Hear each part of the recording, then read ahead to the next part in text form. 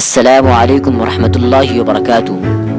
محترم ناظرین، آپ کو جان کر حیرانی ہوگی کہ بابری مسجد جہاں پر تھی، کیا مندر وہیں پر بن رہی ہے یا اس سے ہٹ کر مندر کی تعمیر کی گئی ہے؟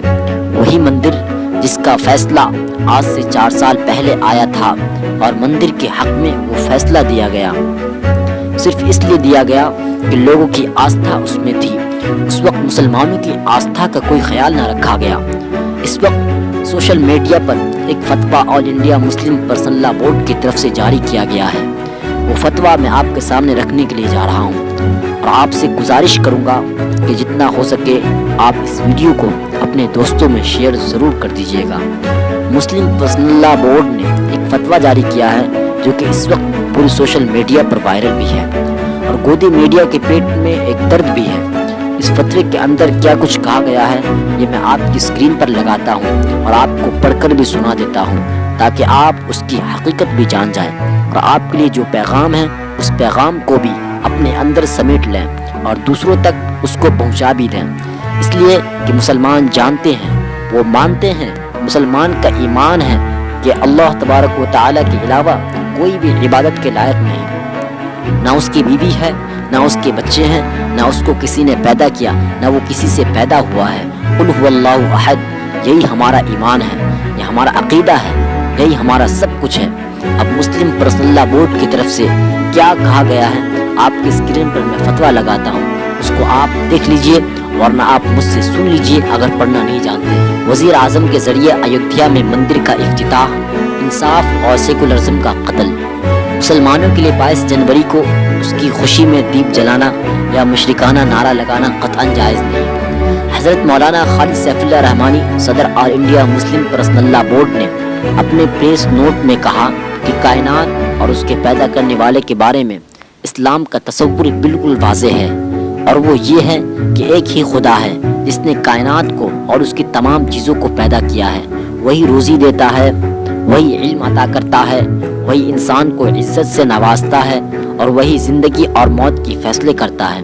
ایسا نہیں ہے کہ مختلف خدا مل کر کائنات کا انتظام سنبھالتے ہوں، کوئی شکچھا کا خدا ہو، کوئی روزی کا، کوئی طاقت کا اور کوئی زندگی اور موت کا۔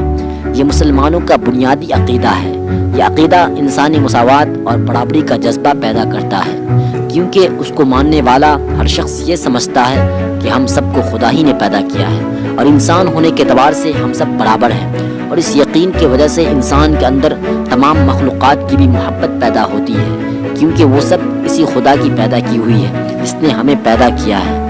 ایودھیا میں جو رام مندر کی تعمیر کا عمل ہونے جا رہا ہے یہ یوں تو سراسر ظلم پر مبنی ہے، کیونکہ سپریم کورٹ نے اس بات کو تسلیم کیا کہ اس کے نیچے کوئی مندر نہیں تھا جس کو منہدم کر کے مسجد بنائی ہو، اور اس کا کوئی ثبوت بھی نہیں ہے کہ خاص اسی جگہ شری رام چندر جی پیدا ہوئے ہوں، لیکن قانون سے ہٹ کر عدالت نے اکثریتی فرقہ کے طبقہ کے ایسے آستھا کی بنیاد پر یہ فیصلہ دیا ہے جس کا خود ہندو بھائیوں کی مقدس کتابوں میں ذکر نہیں ہے۔ یہ یقیناً ملک کی جمہوریت اور سیکولرزم پر بڑا حملہ ہے۔ اس لیے اگرچہ مسلمانوں نے سپریم کورٹ کا احترام کرتے ہوئے اس فیصلہ پر خاموشی اختیار کی ہے، مگر اس فیصلے نے ان کے دلوں کو مجروح کیا ہے۔